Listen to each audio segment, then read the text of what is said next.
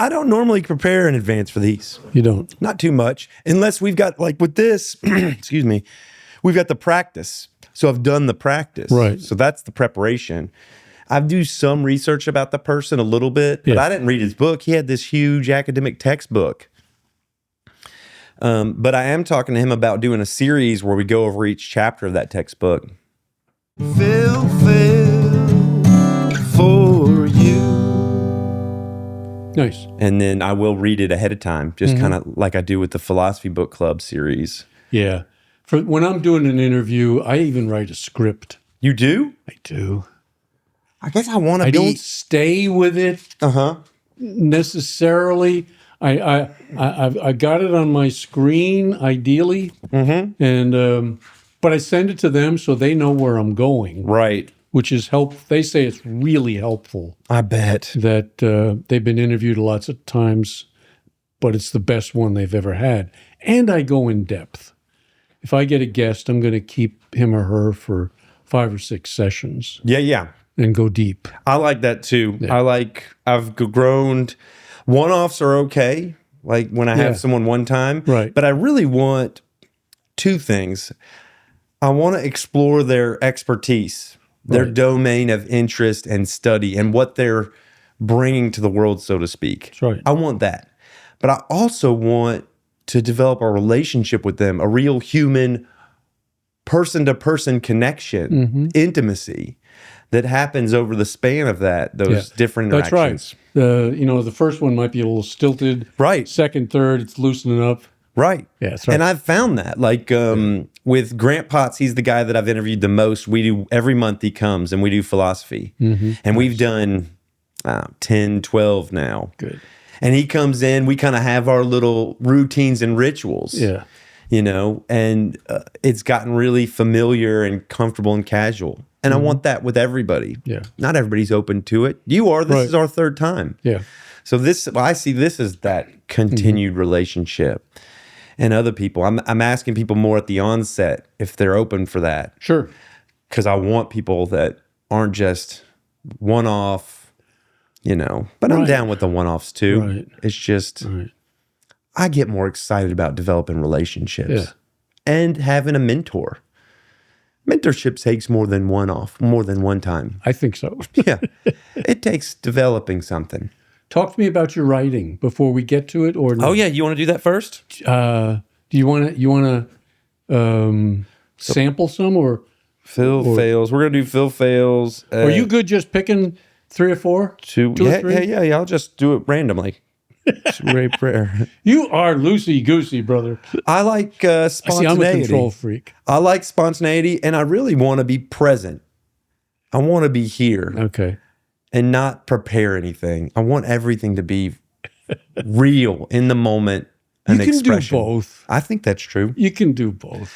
I think we need both of us. Yeah. We need the control freak. Well, I wouldn't say control. I think that's not kind to you. I'll accept it.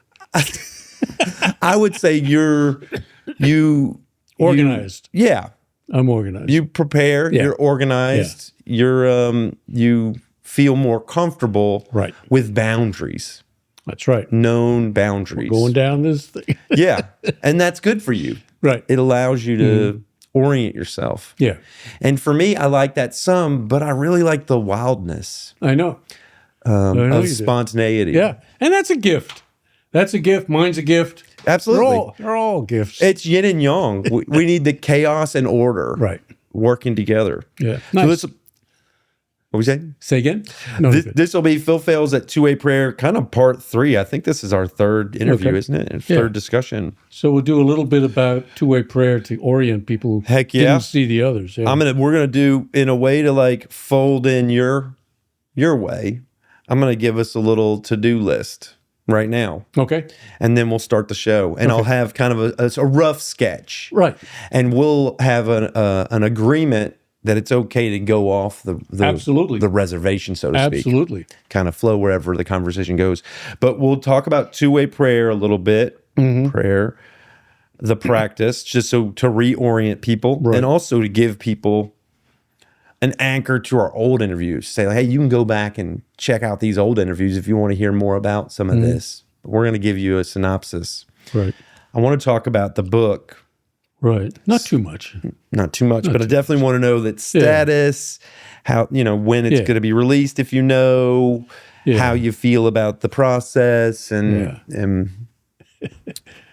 what else? We're going to talk about some of my entries, 3 or 4 of Phails. That's the main. I hope that's the meat of the We could do that, yeah.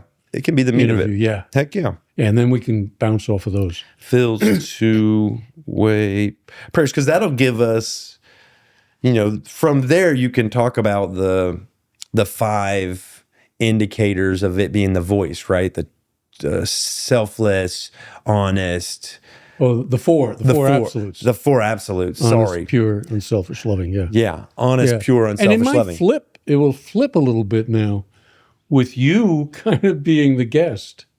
Yeah. It will. It has to almost. Yeah, because you're going to be evaluating the entries and talking me through the entries some. Okay. Yeah, that sounds good. So we'll do that. Anything else we want to do? No, I think that that would cover it. Other than encouraging people to do it, get over your fear. Heck yeah. Oh, yeah, you wanted to talk about failure. I do. And that could be a good place to... Because I come at it from an addiction perspective, Yep. And not everybody's an addict. Yep. But everybody's a failure in one way or the other. That's true. And so this supports people in moving through a life that encompasses failure, that it's part of it. It's getting in touch with your higher self. Mm-hmm. Yeah. A guide. So Yeah. it's helpful for everybody. So we'll talk about failure, and we'll encourage the practice. Yeah. All right, I'm good with that. So what I have now on the list is we're going to talk a little about two-way prayer practice. We're going to talk about the book.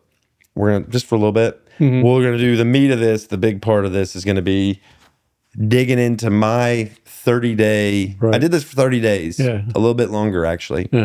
One a day, my practice of two-way prayer, and picking out some entries and discussing them. Throwing caution to the wind, we'll just pick random ones and do it. And that'll be vulnerable. It'll be vulnerable. You don't want it? No. You don't want it? Okay. I trust myself. Okay.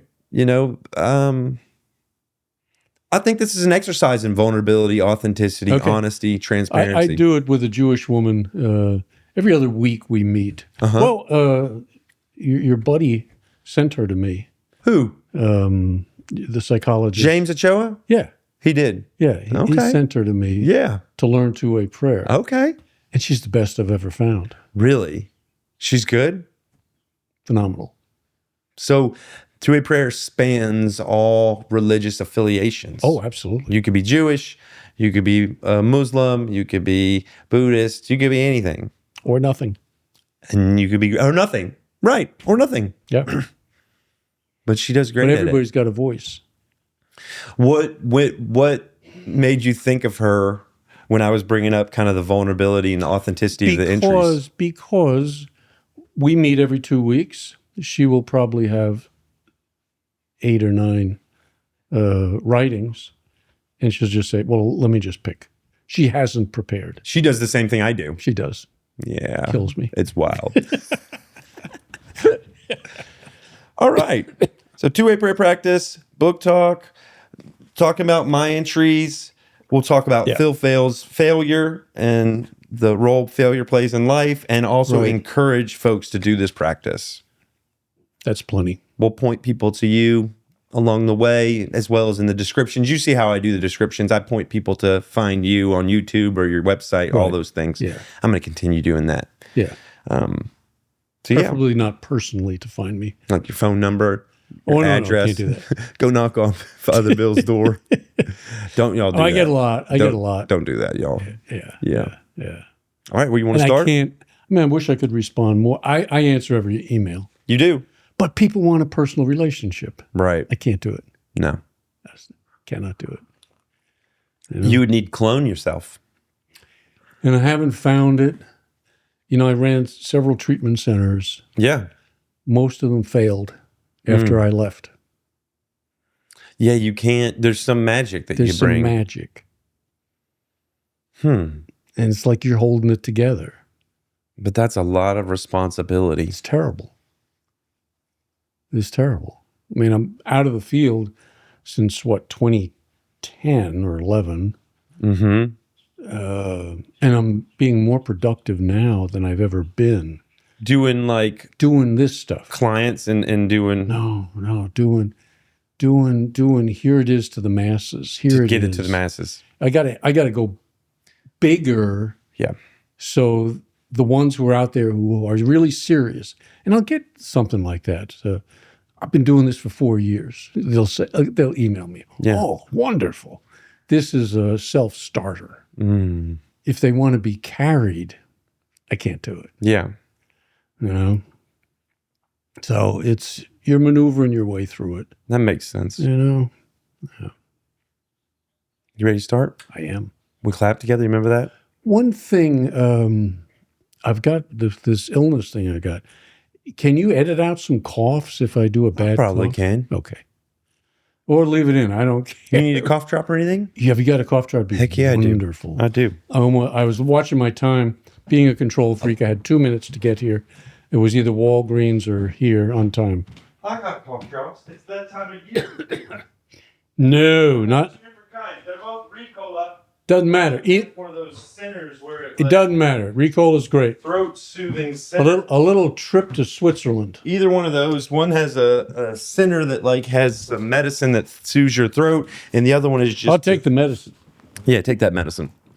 We're not sponsored by Ricola, but Ricola, if you're out there and want to sponsor the show. We love Ricola. Ricola. Yeah, we'll take it. The sponsorship if y'all want to.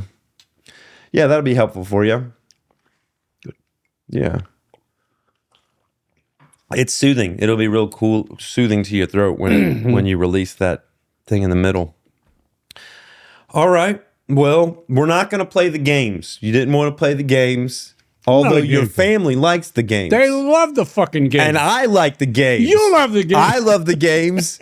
You're the only one who doesn't like the game. only one. Hey, Bill's family, encourage him to play the Bill games does with not me. like to fail on camera. Yeah, but it's No. so good. That's the wildness. That's what my proctologist tells me. That's the medicine. When I go to yoga, they say, I'm interviewing these yogis and talking about spirituality through the lens of Ashtanga yoga, which is really beautiful. And Mary said, some people come in and they don't want the tapas. They don't want the energetic stuff, but their nervous system probably needs it, you know? And then other people come in and they don't want the soothing stuff. All they want is the high energy stuff. Mm-hmm. And she says, they probably need that soothing stuff. Sometimes our medicine is actually the thing that we avoid over time. We're not going to play the games. Okay. But I'm just saying, they're always here for you. Okay. We can always play them. So in the middle of this episode, if you go, hey, I need a game. I want some of those games, Phil. We'll go there. I'll tee one up for us. This is for the kids. Yeah, for the kids. Yeah. They love it. What, your grandkids? They want to see you laughing and having a fun time. Looking like a fool. They want that. We like it. Because I imagine what is it? It's relatable. It's probably you behaving in a way that feels approachable and comfortable and out of character. Out of character. You don't goof off with them? I goof off, but I do goof off with them. Yeah. That's probably what it reminds them of. I'm playful. It probably reminds them of that. And they say, oh. But I'm usually in control of the play. You're the one that... Yeah. You're the facilitating the play. Absolutely. I'll put money on the Christmas tree, Uh-huh. Yeah. Yeah, being out of control and playful is the thing. Mm-hmm. Oh. Getting down to my shadow shit, huh? That's good. I had a shadow worker I saw that. Did you? I did. Craig Tennant. Yeah. Really cool. He's in a young. He's doing that shadow work, and it's really cool. He came and facilitated a shadow work practice with me. Took about 2.5 hours. We're going to talk about it the next time he comes on. Yeah, he did. we did a whole thing, and it was pretty powerful. Looking into my shadows around parenting, which we'll explore some in my entries. Yeah, you get very personal with your daughter. I saw that. Yeah, I do. Yeah, she okay with that? she's 13. I don't know. I'm kind of sharing my world and my experience in a way that's. She probably doesn't watch it anyway. I don't think so. She's not watching YouTube, and I feel some sensitivity to that. Oh, of course. Like how much should how can I share my experience in an effort to find support out in the world? Right. People that can give me a support group or give me a kind ear or a recommendation or referral. I've already gotten some referrals. People said, "Hey, have you tried this? Have you tried that?" You know, there is these options. Oh, I experienced that. Yeah. You're not alone. That's some of the reasons that I share those experiences. And I feel torn doing it because it's not just my life. Right. It's not just my life. Yeah. But Yeah. I I faced that with my son. He just got out of PTSD treatment in Palo Alto, California. Yeah. VA hospital. And I called him a friend. I didn't go to my son on the podcast. Yeah. Okay. You know? distanced him some. Distanced him some. So that it wasn't. Yeah. Yeah. I got a couple of people who said, I know who you're talking about. Yeah. You know? Of Your course. inner circle. In the inner circle. Yeah. They knew who it was. Yeah. Yeah.